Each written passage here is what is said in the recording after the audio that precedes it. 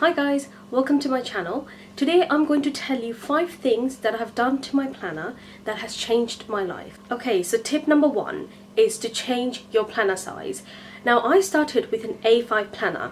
I loved it when I started with it. I loved the space that I had, and it was just brilliant for me at the beginning. But carrying it around in a handbag was getting cumbersome, and towards the end I started feeling a bit like a chore, like I didn't want to carry it anywhere. I thought about personal size, and then I bought a personal size. And again, I fell in love with the personal size, so I bought several more. Personal size is actually really good. It can fit in your normal handbags, but it still was something that was quite weighty. And it was big as well. Not that big compared to an A5, but it was still something that was a bit bigger than, say, a pocket size. Then I transferred into a pocket size traveler's notebook, which is this one. So all my inserts were pocket size, and I loved it, guys. I have been in this size for 2 years, which says something. I will never go back to a bigger size unless I absolutely need to. I have made a blog post ages ago about pocket size traveler's notebook, why it's so good. So I will link that blog post down below. My second tip is to use pens over stickers. Now, I love stickers, but not so much when it comes to functionality. I love my mini planner stickers. If you haven't seen my mini planner stickers, I'll link it somewhere up here. But when it comes to actually doing planning on the road, I prefer pens over stickers. Now, I only use one color pen, and that is this green one. Other than that, I use black pen. The thing with planner stickers is that, what if you run out? Would your planning stop? If I can't carry on doing it forever, chances are I'm not going to commit to it. And pens are actually more functional when it comes to like color coding and stuff. So definitely I prefer pens over stickers. Tip number 3 is to tag your pages. Now I have so many tabs here. I absolutely love having tabs on my planner section. I'm one of those people, when it comes to bullet journal, I know people does index pages where you go and you read the list and find the stuff and then you go to that page.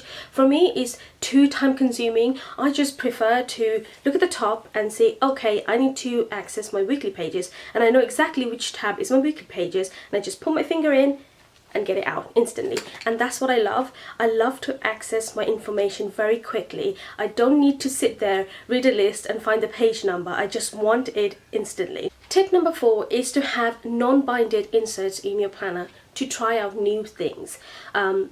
For example, if you buy an insert from Etsy and you're not sure about it, to incorporate it in your planning system, just print a couple of pages and just insert it in. For example, when I was doing my final year project at university, I needed a page where I could just track my progress and my research and all that in order for me to do the calculation for this reactor. So what I did is I had this insert. Which is basically a project management insert. I did not bind it. I just printed it and just put it in the string. So I just had it there for me to help me get through that busy time of my life where I just needed this insert very badly to track my progress of my calculations. I just needed it only for that time. I did not need it for the whole period of that year. So when you have something like that, you don't have to make a completely new insert, find a completely new string to put your insert in. Carry the weight in your planner, because think about having a proper insert, it does have weight to it, or eventually it adds up the weight. When you have a thick chunky planner like this, if you add more inserts, it's just gonna weight it up. I'm sure this insert will come handy in some time in my future. When it does, then guess what, I'll just print a couple of pages and again do the same thing. I am not going to dedicate a whole insert for this because I don't need it that often. Okay, so the final tip number 5 is to repeat your information throughout your planner. And this might sound a bit like, why should I bother? But honestly, it keeps you in your toes. Basically, you have the information hovering around you, so you are not going to forget it. For example, I write important sort of dates or appointments in here. Then I will transfer that information and how I need to achieve it by adding it to my week on 2 pages, which is this insert here. And then to make things better, I assign the task to my daily tasks, like probably a lightning dex like this, where I just write it down. Either I do it in bullets or I do a lightning dex. So I'll transfer the information where I need to according to my planner system in the month on 2 pages and week on 2 pages.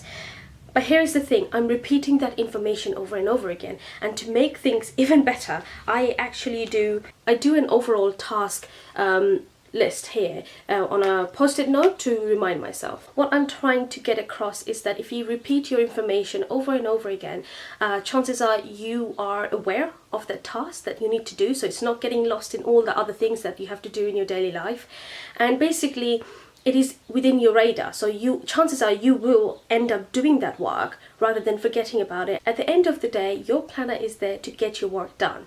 You need to get things done, and this is your tool to get those things done. If you plan cleverly, if you put information in the right order, there's no right or wrong, but if you put information in an order that helps you, chances are you're going to get things done much quicker and much efficiently than working hard for it. So there you go. Those are my 5 tips that I've done to my planner that has changed my life. At the end of the day, I really don't care about how pretty my planner looks or do I have nice little charms. I just care about my planner having pen loops so I can have my pens, have my tabs, have my information, have the inserts that I need in order to get these things done. I hope those tips have helped you. If you have any tips of your own that you have done to your planner in order to make you more efficient and get things done quickly, please let me know down below in the comment section. I would love to start a conversation, and I hope you guys will give me loads more tips.